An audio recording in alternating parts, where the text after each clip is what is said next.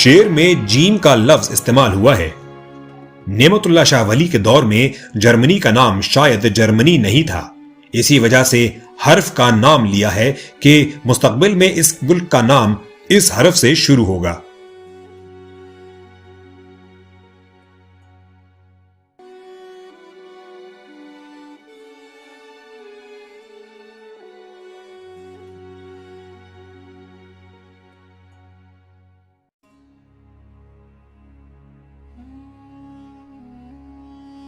حیرت انگیز طور پر نعمت اللہ شاہ ولی اس تعداد کا بھی ذکر کر رہے ہیں کہ جو پہلی جنگ عظیم کے دوران قتل کی جائے گی۔ جنگ عظیم میں اتنے ہی افراد مارے گئے تھے۔ اس جنگ کے بعد دنیا میں ایک نیا عالمی نظام نیو ورلڈ آرڈر قائم کیا گیا۔ ایک طرف سرمایہ دارانہ بلاک تھا تو دوسری طرف کمیونسٹ بلاک، اور یہ دونوں بلاک ہی صہیونی طاقتوں کے تھے، یعنی ہر طرف سے کفر نے مختلف شکلوں میں دنیا پر تسلط حاصل کر لیا تھا۔ یہ پہلا موقع تھا کہ ماں سوائے مکہ، مدینہ اور افغانستان کے پوری اسلامی دنیا پر کفر کا قبضہ تھا۔ چنانچہ اس جنگ عظیم کے بعد بننے والے حالات کے بارے میں نعمت اللہ شاہ ولی کہتے ہیں،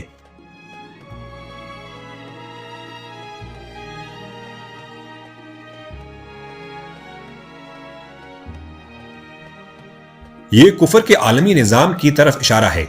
گو کہ پہلی جنگ عظیم کے بعد معاہدات کے تحت یورپ میں امن قائم رہا، تاہم پہلی جنگ عظیم کے حریفین اپنی اپنی جگہ ایک نئی جنگ کی تیاریوں میں مصروف رہے۔ چنانچہ کہتے ہیں،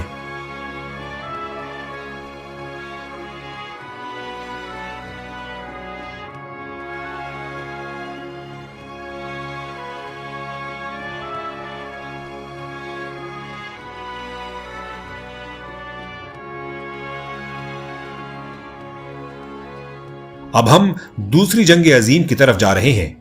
آگے کہتے ہیں کہ ایک قیامت خیز زلزلہ آئے گا۔ سن 1923 میں یہ زلزلہ جاپان میں آیا تھا کہ جس میں اس پیش گوئی کے ہی مطابق جاپان کا چھٹا حصہ تباہ ہو گیا۔ اسی دور میں مشرق بعید میں بھی کئی ممالک کی آپس میں جنگیں شروع ہو گئی تھیں۔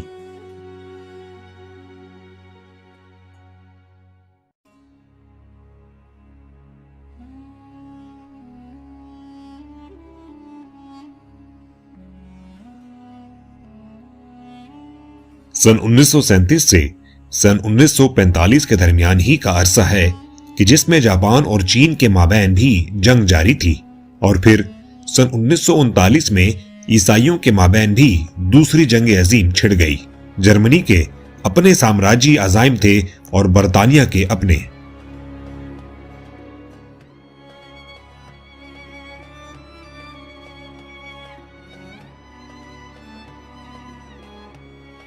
اور بالکل ایسا ہی ہوا۔ پہلی جنگ عظیم ختم ہونے کے 21 برس کے بعد جرمنی نے ایک مرتبہ پھر جنگ کا آغاز کر دیا۔ دوسری جنگ عظیم میں وہ مہلک ہتھیار استعمال ہوئے، بشمول ایٹم بم کے، کہ جنہوں نے کروڑوں انسانوں کو لقمہ اجل بنا دیا۔ انسانی تاریخ میں اس سے قبل اس سے زیادہ مہلک جنگ کبھی نہیں ہوئی تھی کہ جس نے نہ صرف یہ کہ پوری دنیا کو اپنی لپیٹ میں لے لیا تھا، بلکہ کروڑوں کی تعداد میں انسان بھی کیڑے مکوڑوں کی طرح مارے جا رہے تھے۔ تھوڑی دیر رک کر سوچئے تو یہ روحانی انٹیلیجنس کا کس قدر بڑا خزانہ ہے۔ حیرانی ہوتی ہے کہ مورخین اور محققین نے اس پر اس سنجیدگی سے کوئی کام کیوں نہ کیا۔ جس دور میں یہ پیشگوئیاں سامنے آئیں وہ مسلمانوں کے زوال کا دور تھا۔ اس دور میں وہ چاہتے بھی تو کچھ نہیں کر سکتے تھے، کیونکہ کچھ کرنے کی طاقت ہی نہیں رکھتے تھے۔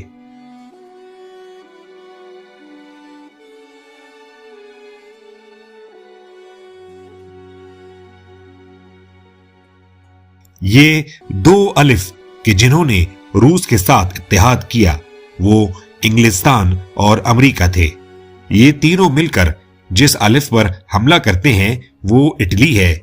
جیم اول سے مراد جرمنی اور جیم ثانی سے مراد جاپان ہے۔ دوسری جنگ عظیم میں آپ دیکھیں گے کہ امریکہ اور انگلستان روس کے اتحادی کے طور پر یورپ میں جرمنی اور اٹلی اور ایشیا میں جاپان کے خلاف جنگ کرتے ہیں۔ اس وقت ہندوستان پر چونکہ انگریز کی حکومت تھی، چنانچہ انگریزوں کی طرف سے جنگ لڑنے کے لیے ہندوستانیوں کی ایک کثیر تعداد کو بھرتی کیا گیا۔ اس حوالے سے کرنل محمد خان کی شہرائے آفاق کتاب بجنگ آمد پڑھنے کے لائق ہے۔ اس میں کرنل محمد خان نے بیان کیا ہے کہ کس طرح ہزاروں لاکھوں کی تعداد میں ہندوستانی جنگ عظیم دوم میں انگریز کی طرف سے لڑے اور مارے گئے۔ آج بھی لاہور کے عجائب گھر میں کچھ کتبے رکھے ہیں کہ جو انگریز نے جنگ عظیم دوم کے بعد ہر اس گاؤں میں لگا دیے تھے کہ جس سے لوگ جنگ لڑنے گئے تھے، اور ان کتبوں پر اس طرح کی تحریریں ہیں، مثلا 100 people went to war, only 9 returned، یعنی 100 لوگ جنگ لڑنے گئے اور صرف 9 واپس لوٹے۔ جن محاذوں پر زیادہ خطرہ ہوتا تھا ان پر ہندوستانیوں کو بھیجا جاتا، چنانچہ یہ ایک بالکل ہی بیکار جنگ تھی، خصوصاً ہند کے لوگوں کے لیے۔ چنانچہ نعمت اللہ شاہ ولی لکھتے ہیں،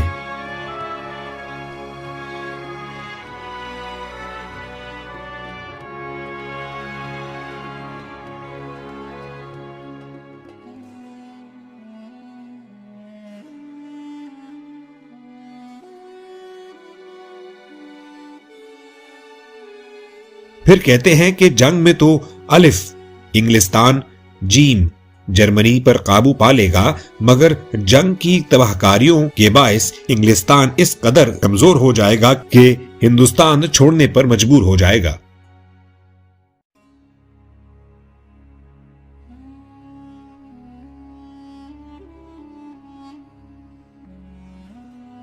چنانچہ دوسری جنگ عظیم کے بعد انگریز ہندوستان پر اپنے قبضے کو برقرار نہ رکھ سکے اور مجبوراً ہند کو تقسیم کر کے یہاں سے نکل گئے، مگر جاتے جاتے کشمیر جیسے خونی مسائل کو پیچھے چھوڑ گئے کہ جو آج تک دونوں ملکوں کے درمیان جنگوں کا باعث ہے۔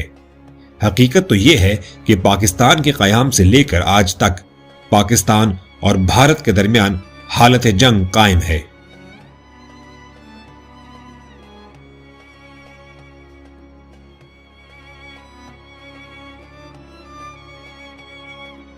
پاکستان بنتے وقت مسلمانوں نے تاریخ اسلام کی سب سے بڑی ہجرت کی، اور اس کی بڑی وجہ ہندوؤں کا ظلم و ستم اور قتل عام تھا کہ جو پاکستان بننے کے اعلان کے ساتھ ہی پورے ہندوستان میں شروع ہو گیا تھا۔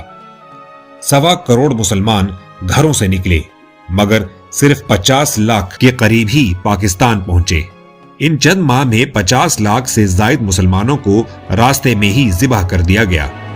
2.5 لاکھ سے زائد مسلمان بچیاں راستے میں ہی اغوا کر لی گئیں کہ جن کا بعد میں کوئی نام و نشان ہی نہ ملا۔ ان میں کئی اب بھی ہندوستان میں زندہ ہوں گی اور بوڑھی ہو چکی ہوں گی۔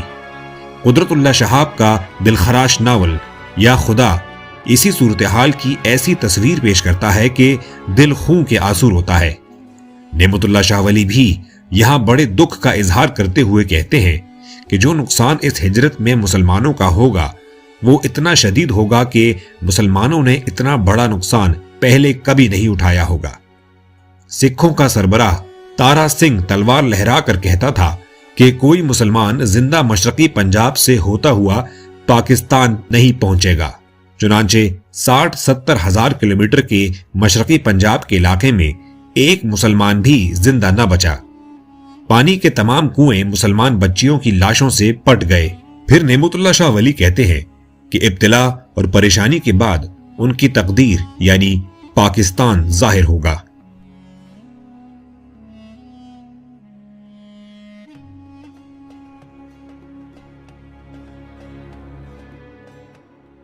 پاکستان کا یہ علاقہ کہ جس میں ہم رہتے ہیں وہ علاقہ ہے کہ جس میں ہمارے آباء و اجداد صدیوں سے بستے چلے آئے ہیں۔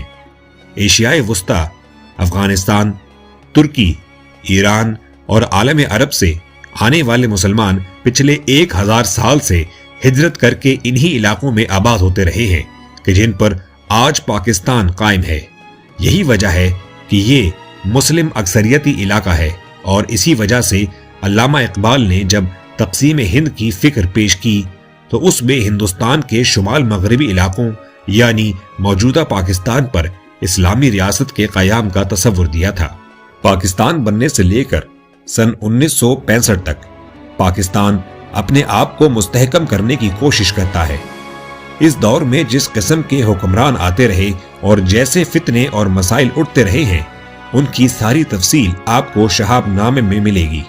نعمت اللہ شاہ ولی پر اب تک جو کام کیا گیا ہے وہ ادبی حوالے سے کیا گیا ہے، جغرافیائی سیاست اور عسکری تغیرات کے حوالے سے نہیں۔ لہٰذا یہ مسلمانوں کے لیے ذہنی خلجان کا باعث رہا ہے کہ آیا یہ واقعات ہو گئے یا نہیں، اور کون سے واقعات ابھی ہونا باقی ہیں۔ قائد اعظم کے انتقال اور لیاقت علی خان کی شہادت کے بعد سے لے کر ایوب خان کی حکومت قائم ہونے تک پاکستان میں انتہائی خائن، کمزور اور نالائق حکمران یک کے بعد دیگرے آتے رہے کہ جنہوں نے نہ تو پاکستان کی نظریاتی سمت متعین کی اور نہ ہی جغرافیائی سرحدوں کے دفاع کی طرف کوئی توجہ دی۔ ایوب خان کے آنے کے بعد پہلی مرتبہ پاکستان میں ایک قدرے مضبوط مرکزی حکومت قائم ہوئی اور معاشی ترقی کا دور شروع ہوا۔ لیاقت علی خان کی شہادت کے بعد آنے والے حکمرانوں کی اس سے بہتر تعریف ہو ہی نہیں سکتی کہ وہ احمق اپنے آپ کو بے تاج بادشاہ سمجھ کر ایسے حکومت کرتے رہے کہ نہ تو ان کے احکامات کی کوئی اہمیت تھی اور نہ ہی ان کا کوئی سر پیر ہوتا۔ پاکستان کا گورنر جنرل غلام محمد ایک مفلوج شخص تھا کہ جس کے منہ سے نکلے ہوئے الفاظ حکومت پاکستان کے کسی بھی افسر کو سمجھ نہیں آتے تھے۔ اسی طرح سکندر مرزا بھی پاکستان کے ساتھ خیانت کا مرتکب ہوتا رہا۔ پاکستان کے موجودہ حکمران ان اولین خائن حکمرانوں سے قطعاً مختلف نہیں ہیں۔ ایک غریب ملک کے کھرب پتی حکمران جس بے رحمی اور بے دردی سے ملک کی خزانوں کو لوٹتے اور کھسوٹتے ہیں، ان کی مثال صرف انہی قوموں سے دی جا سکتی ہے کہ جن کو اللہ نے صفائے ہستی سے مٹا ڈالا۔ یہ تو پاکستان پر اللہ کا خاص کرم ہے کہ یہ قائم رہنے کے لیے بنا ہے، ورنہ جس بے حیائی اور صفاقی سے پاکستان کے حکمران اس کی دولت کو لوٹتے ہیں، اس کی جگہ دنیا کا کوئی اور ملک ہوتا تو اب تک حصے بکھرے ہو کر بکھر چکا ہوتا۔ پاکستان بننے کے دور کے حوالے سے نعمت اللہ شاہ کی سب سے بڑی پیش گوئی کہ جو سنگ میل کی حیثیت بھی رکھتی ہے وہ ہے سن 1965 کی جنگ۔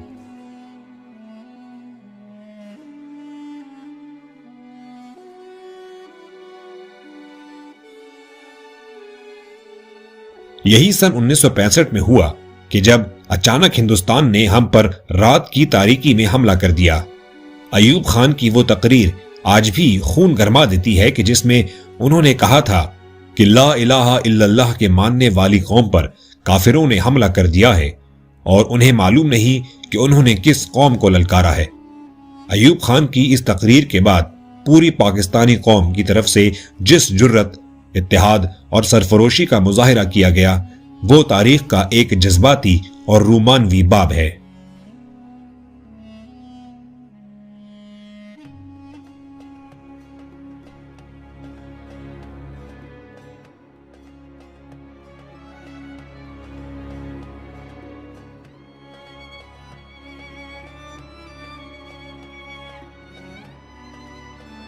ہندوستان کا خیال تھا کہ وہ اچانک حملہ کر کے لاہور پر قبضہ کر لے گا۔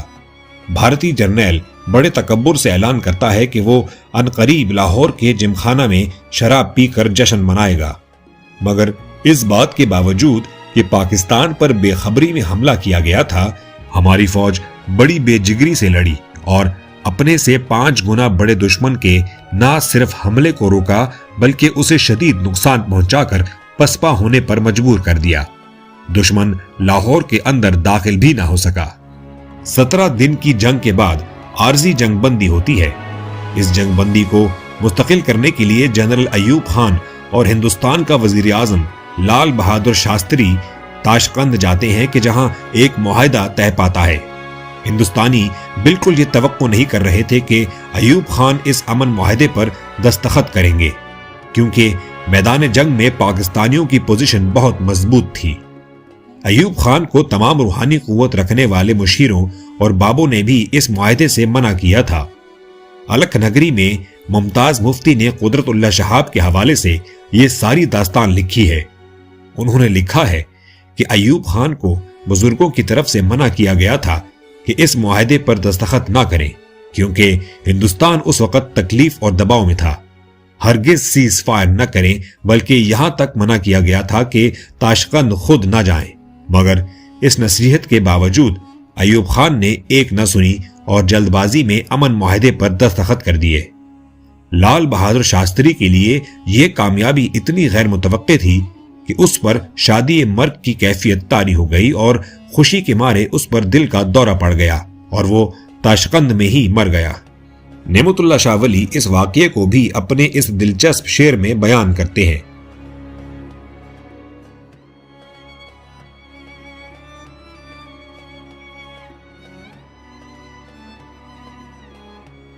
معاہدہ تاشقند کے بعد مسلمانوں میں بہت اضطراب تھا کہ ہم نے جیتی ہوئی جنگ ہار دی، اور یہ سب کچھ بھٹو کے مشورے سے ہوا تھا۔ سن 65 سے سن 71 دونوں جنگوں میں ہمارا وزیر خارجہ بھٹو ہی تھا۔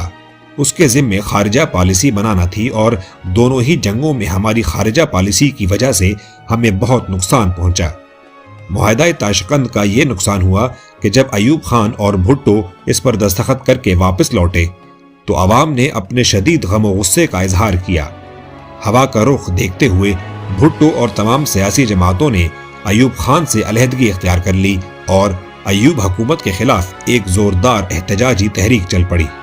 اسی دور میں شیخ مجیب الرحمان سن 1966 میں اپنے 6 نکات پیش کرتا ہے کہ جو درپردہ اعلان بغاوت تھا، مگر اس کی یہ سازش اگرتلہ سازش کیس میں پکڑی جاتی ہے کہ جس میں یہ پتہ چل جاتا ہے کہ یہ ہندوستان کے ساتھ مل کر مشرقی پاکستان کو توڑنا چاہتا ہے، مگر پاکستان کے تمام سیاستدان شیخ مجیب کو سزا دلوانے کی بجائے ایوب خان کے خلاف مہم میں مصروف رہتے ہیں، یہاں تک کہ یہ مطالبہ بھی کر بیٹھتے ہیں کہ مجیب کی غداری کو معاف کرتے ہوئے اسے کل جماعتی کانفرنس میں بلایا جائے اور اس پر بنائے گئے تمام مقدمات واپس لیے جائیں، ورنہ ہم اس احتجاجی تحریک کو جاری رکھیں گے۔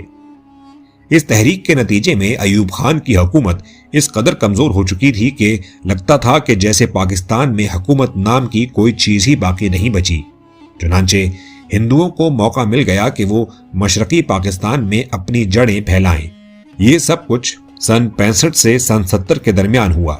نتیجتاً سن 1971 کے عام انتخابات کے بعد پاکستان ہی دو لخت ہو گیا۔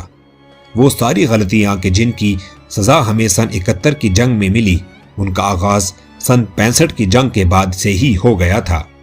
ایوب خان کی قیادت میں پوری پاکستانی قوم نے متحد ہو کر ہندوستان کا مقابلہ کیا۔ ایوب خان کے بعد پاکستان میں کوئی بھی ایسا مرکزی لیڈر نہیں بچا کہ جو مشرق اور مغرب کو متحد رکھ سکتا تھا۔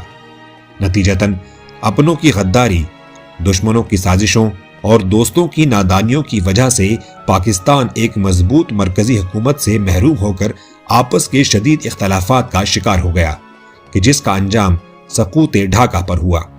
سن 65 کی جنگ میں جو معجزات ہوئے، جو غیر معمولی روحانی قوتیں ہمارے ساتھ لڑ رہی تھیں، اس کے متعلق خود ہندو فوج کے قیدی بتایا کرتے تھے کہ ہم پاکستان کی اس فوج سے ڈرتے تھے کہ جو گھوڑوں پر آتی تھی اور جن کی تلواروں سے شعلے نکل رہے ہوتے تھے۔ اس روحانی تائید کے واقعات ہمارے اخبارات میں بھی چھپے تھے اور کئی کتب میں بھی موجود ہیں۔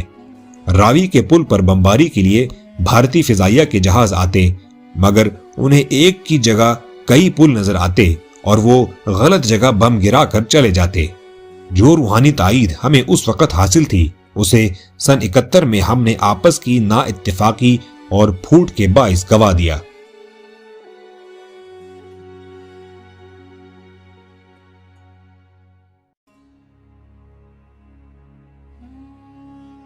گو کہ ایوب خان سے تاشقند میں غلطی ہوئی، مگر اس کا مطلب یہ نہیں تھا کہ سیاستدان مجیب کے ساتھ مل کر ایوب خان کو اتار دیتے۔ سن 65 سے سن 70 تک کے 5 سالوں میں چلنے والی تحریک سے پاکستان اس قدر کمزور پڑ چکا تھا کہ سن 71 کے انتخابات میں مشرقی پاکستان سے ساری سیٹیں مجیب کی جماعت ہتھیاروں اور مکتی بہانی کے غنڈوں کے زور پر جیت گئی۔ پاکستان کے مسلمانوں کو اپنی اس غفلت اور کوتاہی کی بڑی سخت سزا لگنے کی پیشگوئی بھی نعمت اللہ کر چکے تھے۔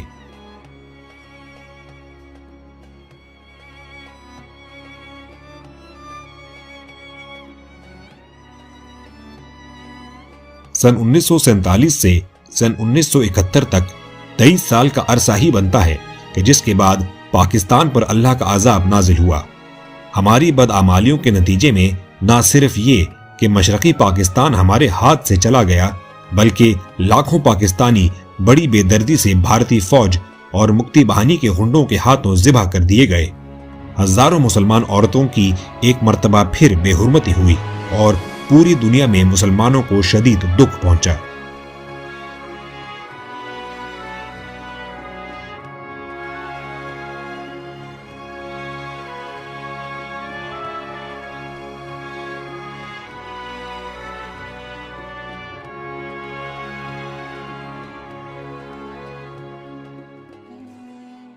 مشرقی پاکستان میں یہی ہوا۔ لاکھوں مسلمانوں کو مکتی باہنی نے ذبح کر ڈالا۔ ہماری 40,000 کی بری فوج چاروں طرف سے لاکھوں کی تعداد میں مسلح ہندوؤں اور مکتی باہنیوں سے گھری ہوئی تھی۔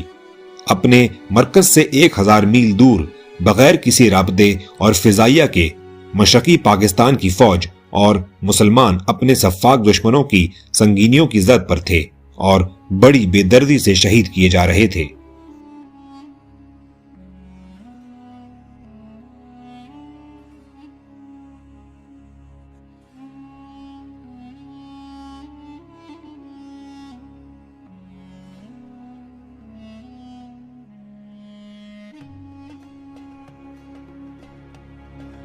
سن 71 میں مکتی باہنی نے 15 مارچ کے بعد اعلان بغاوت کیا تو اس کے بعد 6 مہینے کے اندر اندر 6 لاکھ پاکستان کے حامیوں کا قتل عام ہوا۔ تقریباً 45 برس گزرنے کے بعد بھی بنگلہ دیش میں پاکستان سے پیار کرنے والوں کو چن چن کر قتل کیا جا رہا ہے۔ یہ ایک عظیم قتل عام تھا کہ جو مکتی باہنی کے غنڈوں کے ہاتھوں ہوا اور لاشوں کو دریا بدر کر دیا جاتا یا سمندر میں پھینک دیا جاتا۔ چنانچہ ہزاروں افراد سے متعلق تو معلوم ہی نہ ہو سکا کہ ان کے ساتھ کیا ہوا۔ اس کے بعد پاک فوج کو مکتی باہنی کے خلاف حرکت میں آنا پڑا اور جب فوج نے مکتی باہنی کی بغاوت کو قریب قریب کچل دیا تو اس وقت بھارتی فوج نے چاروں طرف سے پاکستان فوج کو گھیر کر مشرقی پاکستان پر حملہ کر دیا۔ پاک فوج بڑی جرت اور بے جگری سے لڑی، مگر امت کی اجتماعی غلطیوں کی سزا قدرت کی طرف سے بڑی سخت تھی۔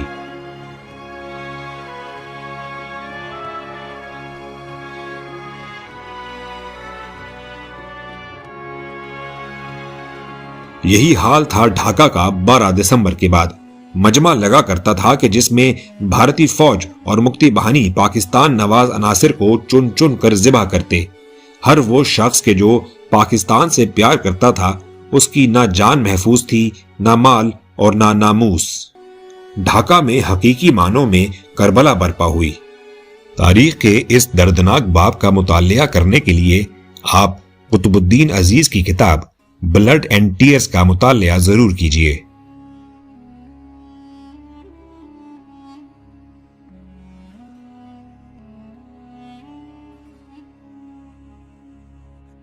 سن 71 کے بعد پاکستان کو کئی ایک شعبوں میں امداد کی شدید ضرورت تھی، مثلا معیشت، دفاع، صنعت و حرفت وغیرہ۔